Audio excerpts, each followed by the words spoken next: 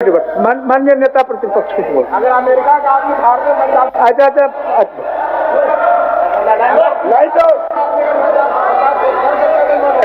तो संसदीय कार्य मंत्री यहाँ घोषणा करते हैं उनको बोलने अध्यक्ष मैं आग्रह कर संसदीय कार्य मंत्री ने आपत्ति तो बताई लेकिन उन्होंने सुझाव दिया नहीं। इससे तो बिल्कुल साफ होता है कि किनको ये मतदाता सूची में नाम दर्ज कराना चाहता है। गहन पुनरीक्षण जब चुनाव आयोग करती है तो हम सब यहाँ राजनीतिक पार्टी से जुड़े हुए लोग हैं, हम सबको पता है। जब भी इस प्रकार की काम होता है हर पॉलिटिकल पार्टी के साथ इलेक्शन कमीशन बैठकें करती है और फिर चुनाव आयोग की ओर से हर पॉलिटिकल पार्टी को एक पूरा सूची भी वो उपलब्ध कराती है और पॉलिटिकल पार्टी भी अपने कार्यकर्ता तय करते हैं बूथ स्तर तक, ताकि जा करके वहां लोग देखें कोई गलत नाम तो नहीं चढ़ा है। अगर गलत नाम चढ़ा है तो उसको हटाया जाएगा और जिनका नाम छूटा है तो उनका नाम चढ़ाया जाएगा। फिर ये समझ नहीं आता है कि कांग्रेस पार्टी आखिर विरोध क्या कर रही है, करना क्या चाहती है।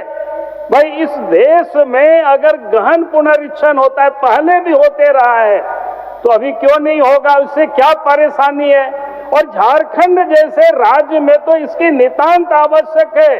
पहले भी मैंने एक दफा कहा है, इस राज्य में जिस प्रकार से डेमोग्राफी जो बदल रही है, खास करके संथाल परगना का आप क्षेत्र देखे और पूरा झारखंड में ही, और इसीलिए हम कहेंगे कि इस प्रकार की प्रस्ताव लाना, यानी हम इस प्रदेश के अंदर में उन बांग्लादेशी रोहिंग्या जो यहाँ लोग घुसपैठ किया है उनको मतदाता बनाने की ये साजिश है और इसको भारतीय जनता पार्टी नहीं चलने देगी।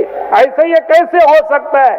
इसीलिए हम कहेंगे अध्यक्ष महोदय कि अब इस प्रकार की अब इनकी बहुमत है, इसका मतलब ये नहीं है कि इस राज्य के साथ और इस देश के साथ इस प्रकार की कोई कदम उठावे कि जरूरी है कि एसआईआर होना, ताकि जो यहाँ के नागरिक नहीं है, जो मर गए हैं, जो बाहर चले गए हैं, तो फिर उसमें से क्या दिक्कत है, इनको परेशानी क्या है।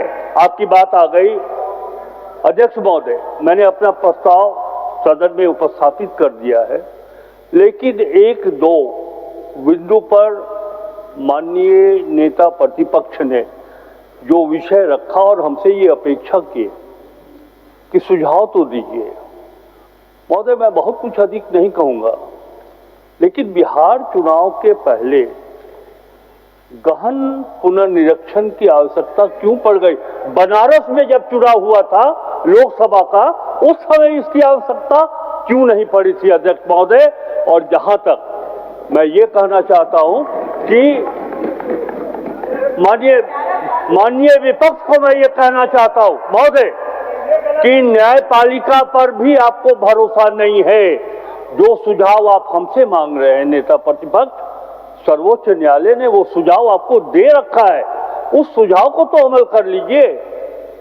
चलिए बहुत अच्छा है, उन्होंने दोनों तरफ से बात आ गया, दोनों तरफ से बात आ गया। माननीय कार्य मंत्री जी ने कह रहे हैं कि माननीय नेता अदालत ने आ गया, आगे का काम करते हैं। कहा ही है कि आपको एफिडेविट करके वहां दीजिए, आपको आपत्ति है बनवाइए। इलेक्शन दोनों तरफ से बात आ गया। झारखंड में कोई चुनाव नहीं है, आ गया, आप यहाँ सशंकित है, इसलिए किस बात को लेकर के आप इतना परेशान है, किसको आप यहाँ बचाना चाहते हैं अध्यक्ष महोदय।